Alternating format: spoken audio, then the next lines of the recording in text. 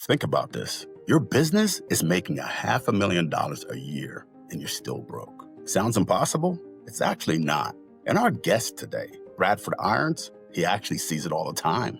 Brad is a business and personal finance coach, and he'll show you why you need two parts of your total vision for success.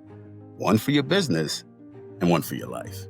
And then how to make sure they don't destroy each other. For me, I see a lot of people who have dreams. They have something they want to do, something that they've thought about for a long time. So it's really helping them understand how to take the vision they have that they want to get to at the end of the day.